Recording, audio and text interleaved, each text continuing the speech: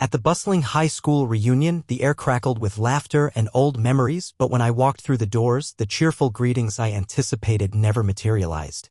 I was Lieutenant Alex Chin, 35 years old, stepping into a room filled with my brother's military friends, yet to them, I was merely a distant echo of the past. The moment I entered, I felt the chill of being overlooked wrap around me like a shroud. They glanced my way for a heartbeat before returning to their shared stories, their camaraderie a stark reminder of my outsider status. I was the sibling who had chosen a different path, the one who had never seen combat. Have you ever felt like a ghost in a room full of familiar faces, longing for recognition that never came? At the old high school gym, the air was thick with nostalgia and low murmurs of recognition, but when I stepped inside, the smiles and nods I expected never came. I was Captain Maya Rivera, 36 years old, walking into the reunion where my brother's military friends had gathered. Yet to them, I was just a shadow, a distant memory from the past. The moment I entered, I felt the weight of invisibility settle in like a cold cloak. They glanced past me, their conversations pausing only briefly before turning back to the familiar faces they'd known for years. I was the civilian sister, the one who never quite belonged in the circle of decorated heroes. Have you ever walked into a room full of people who barely remember you, even though you shared the same blood? My brother's old comrades were scattered across the room, some laughing loudly over tales of past deployments, others swapping stories of valor and hardship. Their eyes flicked over me briefly, as if trying to place me, then quickly returned to their own world. I wasn't one of them. I wasn't the veteran who earned medals on the battlefield. To them, I was the girl who stayed behind, the civilian who never understood what real sacrifice meant. It stung more than I expected, this subtle dismissal. I had spent years working in shadows, orchestrating operations that saved lives, yet here, I was invisible. I remembered how this had played out time and again. Family gatherings where my brother's achievements were the centerpiece, where my presence was more of a formality than a celebration of my own work. He was a decorated officer, his stories well-known and revered. I was just his sister, the desk job girl, the one who never saw combat, the one whose contributions were whispered about in classified reports but never spoken aloud. It was a role I accepted silently, the outsider in my own family's military legacy. I had learned to carry the weight of invisibility with quiet dignity, but tonight, surrounded by those same faces, the ache returned. I lingered near the punch table, nursing a soda I didn't want but needed for something to do with my hands. The chatter around me felt like a distant thunderstorm, and I could almost hear the unspoken question hanging in the air. Who is she really? They only knew the surface, the civilian sister who showed up at ceremonies but never the intelligence officer who had risked everything in covert operations. I thought of the countless nights I'd spent in windowless rooms piecing together fragments of information that saved lives, including my brother's unit. But those stories were locked away in classified files, hidden from the very people whose respect I craved. I caught a glimpse of my brother across the room, laughing heartily with an old friend. His presence was commanding, his uniform crisp, his medals gleaming in the dim light. Yet, when our eyes met, there was a flicker of something I couldn't quite place, an unspoken boundary that separated us. He was the hero they celebrated, I was the shadow they overlooked. The distance between us wasn't just physical, it was a chasm carved by years of unshared truths and silent sacrifices.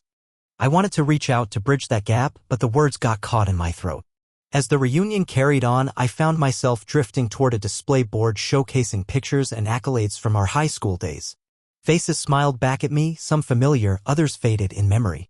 I traced a finger over a photo of my brother receiving an award for valor, the pride in his eyes unmistakable. Beside it, there was no mention of me, no hint of the battles I fought in the shadows. I felt a pang of loss, not just for recognition but for belonging. I recalled the countless times I had been introduced as Maya, the civilian sister, a label that felt like a cage. It wasn't just the reunion guests, even my own family had boxed me into that role. I had learned to nod and smile, to let their assumptions stand unchallenged. After all, my work demanded secrecy, and explaining it would only invite questions I wasn't permitted to answer. Still, the silence gnawed at me, a reminder that my sacrifices were invisible to those who mattered most. The room grew louder as someone recounted a story from a deployment my brother had been part of. Laughter erupted, and I forced myself to listen, pretending to share in the camaraderie. But inside, I was miles away, thinking about the intelligence report I'd compiled months before that mission, one that had averted an ambush and saved dozens of lives, including my brother's. No one here knew that. No one could know. And yet, the silence around my own name felt like an echo of erasure. A young officer passed by, nodding politely but without recognition. I tried introducing myself, Captain Maya Rivera, but his eyes flicked over me like I was a stranger, a ghost from the past. It was a small moment, but it crystallized everything I'd been feeling all evening. Despite the rank on my uniform, despite the medals pinned to my chest, I was still that civilian sister in their minds. It was a strange kind of loneliness, being surrounded by those who knew your family but not the real you. I thought about the years I'd spent training, the missions I'd led in secret, the lives I'd saved from the shadows. None of it mattered here. The stories that defined me were locked away, buried beneath layers of classification and silence. My brother's achievements hung like banners in this room, celebrated and spoken of with reverence. Mine were whispers in the dark, never spoken aloud, never acknowledged. I had become a stranger in my own family's story. As the evening wore on, I found a quiet corner and leaned against the wall, watching the room pulse with memories and laughter that didn't include me. A part of me wanted to leave, to escape the weight of being invisible. But another part, a stubborn, fierce part, reminded me why I was here. Not for their applause, not for their recognition, but for myself. To stand in this room unapologetically as the woman who had fought battles no one else could see. I straightened my shoulders and took a deep breath, feeling the steady beat of my own heart beneath the uniform. I was Captain Maya Rivera. Not just a memory, not just a shadow. I had a story that deserved to be told even if it had to wait for the right moment. Tonight was just the beginning of that journey. Have you ever felt like a ghost in your own family's story? Like your worth was measured only by what others saw, not by what you truly carried inside? Tonight I was ready to stop fading away. Months before this reunion, I had been deep in the heart of a covert mission that no one outside our secure circle knew about. I was working intelligence support for a special operations unit deployed in a volatile region where every fragment of information could mean the difference between life and death. It was one of those nights when the air hung heavy with tension, when the weight of unseen threats pressed down on me like a physical force. The mission was delicate, tracking enemy movements, intercepting communications, and feeding real-time intelligence to the field team. And among those soldiers was my brother's unit, walking a razor's edge between survival and disaster. I remember the moment the call came through. My brother's unit was about to walk into an ambush. The enemy had laid a trap deep in the valley, and without immediate warning, they would have been overwhelmed. The data streams flashed across my screen, intercepted chatter, satellite images, drone feeds, all piecing together a puzzle no one else could see yet. My fingers moved with practiced precision, relaying coordinates, timing, and escape routes to the operators on the ground. Every second counted, every command could save lives. I was the unseen guardian, the voice in their earpiece, the eyes they didn't have. But the hardest part wasn't the pressure of the operation, it was knowing that my brother, the man I grew up with, the one who had always been the family hero, was out there relying on me without ever really understanding what I did. He was fighting in the dirt, in the mud, risking everything on the front line. And I was behind a screen, in a windowless room, orchestrating the rescue in silence. He had no idea that the information I sent had saved his life and the lives of his men. We never spoke of it, not then, not later. After the operation, I had a brief moment to breathe, but the weight of that secrecy settled over me like a shroud. I thought about how my brother and I had drifted apart over the years, not from lack of love but from the gulf that formed between our worlds. He understood the battlefield, I understood the shadows behind it. He had no way to appreciate the risks I took, the sleepless nights, the moral battles fought in silence. And I had learned to keep my distance, to protect him from the burden of knowing the full truth. It was easier that way, even if it meant I remained the outsider in my own family. The memory of that night often played in my mind like a silent film. I could see the flickering screens, the steady hum of encrypted channels, the faces of the soldiers I was guiding through danger. I remembered the surge of relief when the unit reported they had escaped the ambush unscathed, the quiet satisfaction that came from a mission accomplished without fanfare. But even as I celebrated in private, I felt the sting of invisibility deepen. My brother would never know the part one played, his stories would never include mine. Years of moments like that had built a wall between us. He was the soldier in the field, the one who earned medals and accolades. I was the intelligence officer in the shadows, the one who became a civilian sister in their eyes. I had watched as he received commendations, stood tall in ceremonies, and became the family's shining example.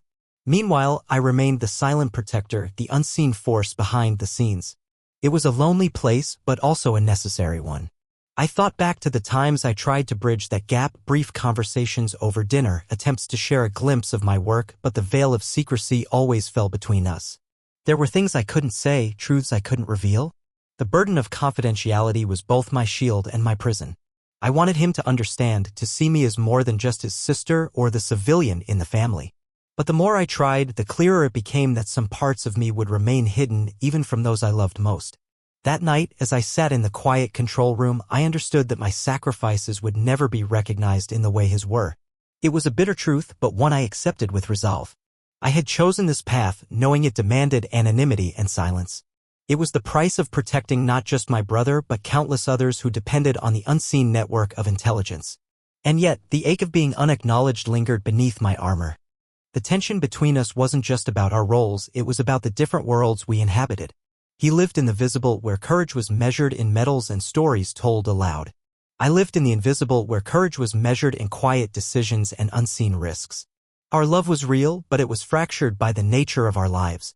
I had come to accept that some wounds couldn't be healed by words or recognition, they had to be carried silently.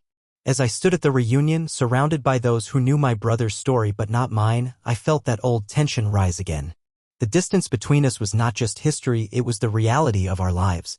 Yet beneath it all, I held onto the hope that one day the truth of my sacrifices would be known.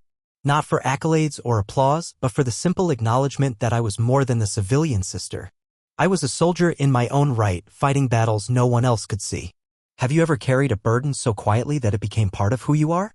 Have you ever longed for someone to see beyond the surface and understand the battles you fight in silence? For me, that night was a reminder that sometimes the hardest fight is not on the battlefield but within your own family, and that the courage to keep going, even when unseen, is its own kind of victory. The room buzzed with easy chatter and laughter when suddenly the atmosphere shifted. From across the gym, a figure moved toward me with purposeful strides. General Collins, the commanding officer who had overseen the operation months ago. The familiar weight of his presence filled the space, quieting the conversations as he approached. When he stopped in front of me, the warmth in his eyes was unmistakable. "Captain Rivera," he said, voice steady but carrying a note of genuine respect, "it's good to see you here." His words felt like a jolt, a spark that lit something inside me. People's heads turned, whispers spreading like wildfire as they registered the significance of the moment. Then he added, "Welcome back, Brigadier." The room fell into stunned silence, eyes wide, jaws slack. The title hung in the air, heavier than any medal or accolade. I saw the flicker of surprise on my brother's face, his commanding general publicly acknowledging my role and rank in front of everyone, shattering the illusion they'd all held so firmly. For years, I had been the invisible sister, the civilian shadow in the background. Now, with the general's simple but powerful greeting, everything changed. The barriers of assumption and ignorance crumbled in an instant. I was no longer just Maya, the sister who stood at the periphery of their military world. I was Brigadier Maya Rivera, a leader whose contributions had saved lives, whose decisions had altered the course of a dangerous mission. The silence that followed was electric, charged with disbelief and newfound respect. My brother's comrades looked at me with fresh eyes, their previous indifference replaced by curiosity and, in some cases, admiration. The commanding general's presence lent weight to the truth I had carried alone for so long. It was as if the room was collectively realizing that they had misjudged me, that the quiet woman standing before them had a story worth hearing. I caught my brother's gaze again, and this time, the distance between us seemed to shrink, replaced by an unspoken acknowledgement. The general continued, recounting in broad strokes the critical role I had played during the mission. He spoke of my leadership in coordinating intelligence that prevented the ambush, saving my brother's unit and many others. His words gave voice to the silent sacrifices, painting a picture that had been hidden behind classified walls. The officers who had laughed earlier now listened intently, nodding with newfound understanding. It was a moment of reckoning, where hidden truths were brought into the light. As the general spoke, I felt a quiet pride rise within me, not just for the recognition, but for finally being seen for who I truly was. The years of invisibility, the whispered doubts, the unacknowledged risks, all of it culminated in this moment of revelation. It wasn't about proving myself to others anymore, it was about reclaiming my own narrative. For the first time, the walls I had built around my identity began to crumble, making space for connection and acceptance. My brother, usually so guarded, stepped forward then, his expression layered with surprise and something softer, pride.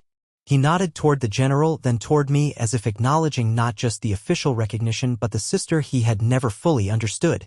It was a breakthrough, a subtle but meaningful shift in our relationship. The man who had once seen me as a civilian now saw me as a fellow soldier, a partner in the battles we both fought in different ways. The room's energy shifted again, this time towards celebration. Applause broke out, tentative at first, then growing louder as the officers and friends around me honored the truth that had been hidden for too long.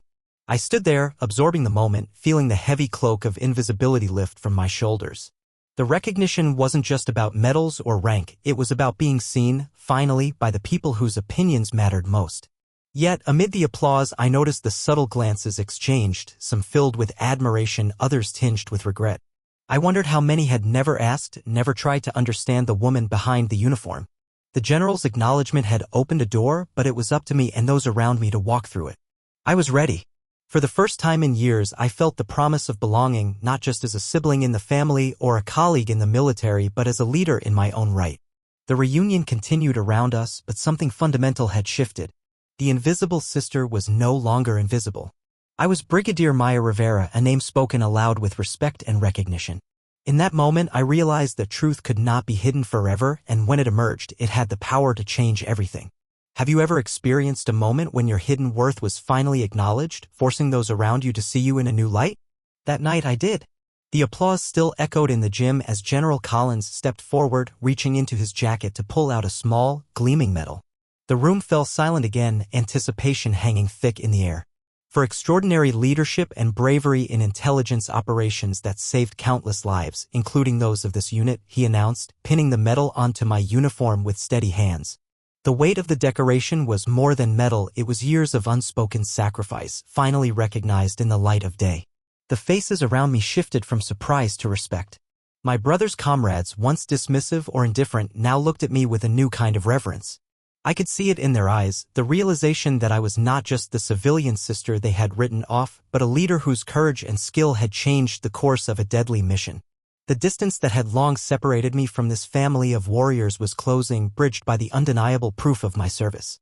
My brother stood beside me, his posture relaxed yet proud. For years, his approval had felt out of reach, tangled in assumptions and silence. But now, as he met my gaze, I saw something I hadn't seen before, genuine pride. He reached out, his hand briefly clasping mine, a simple gesture that spoke volumes.